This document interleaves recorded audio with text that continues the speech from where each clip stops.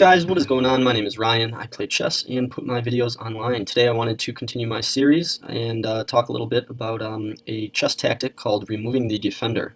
Removing the defender is a chess tactic in which a defensive piece is captured, leaving one of the opponent's pieces undefended or underdefended. The opponent usually has the choice of recapturing or saving the undefended piece. A possible response is to sacrifice the piece whose defense is being undermined before capturing the piece which just took the defender. I've got a few examples here for you, and they start from simple and work their way up to more challenging positions. So let's start here with one of the simplest examples that I have, and you can see here that my knight is pretty well advanced and attacking the queen, so the queen obviously has to move somewhere.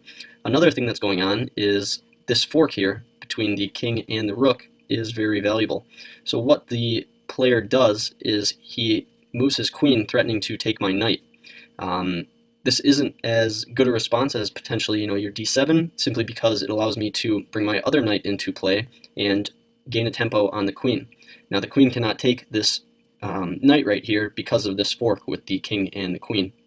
So this is a simple tactic, a simple example of this tactic, and now no matter what he does with the queen, I'm going to end up winning this rook. So let's go on to our next example and see how that one plays out.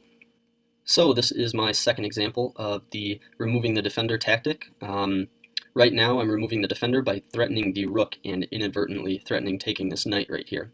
The only piece that is defending this knight is the queen.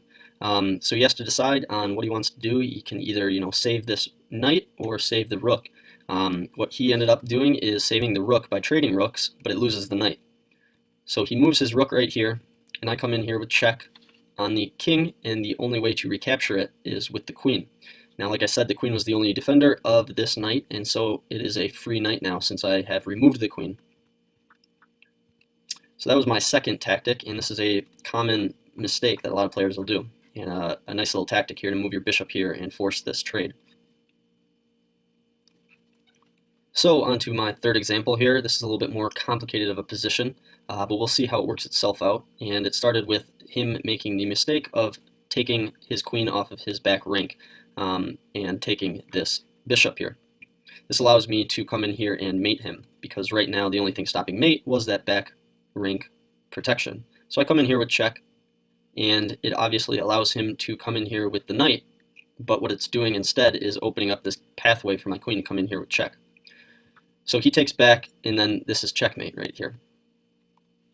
So let's go on to my fourth example here, and this is a good example simply because it's very common it's a common setup to come about.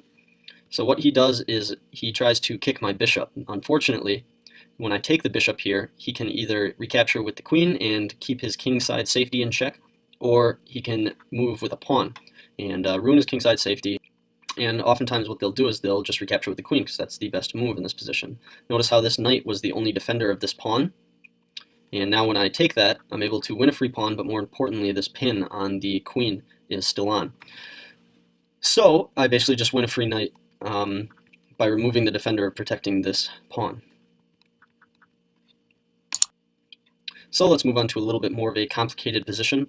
We can see that my rook came down here, and he wasn't attacking anything. He just came down here to remove the defender, to emphasize the point of this. So he has no choice but to recapture with the bishop in this position, and this allows me to come down here with check. He's not forced to retake this this rook here, but in the game he ended up doing it, and this allows me to take this knight and come in here with check and win this queen as well. Notice how the king was the only defender of this rook before, and now that I sacrificed a second rook, I'm able to win back some material, and he resigned at this point. Okay, so this is a really nice tactic. I like this position a lot. It accentuates the idea of removing the defender. So with this, there's a couple things going on in this position. You see that this knight has a nice check here on the king, and this knight is being attacked, so it has to move somewhere. You also notice that a lot of my pieces are on the king side, and so there's a lot of tactics that can potentially go on here. What in the game, he ended up moving his knight here, which is a mistake. It allows me to come here and trade my queen. Now it looks like he's on the surface winning a free queen, but after he recaptures and I come in here with check, I get away by winning a free knight, basically. So this is an example of removing the only defender, the queen, from this bishop and exploiting a fork.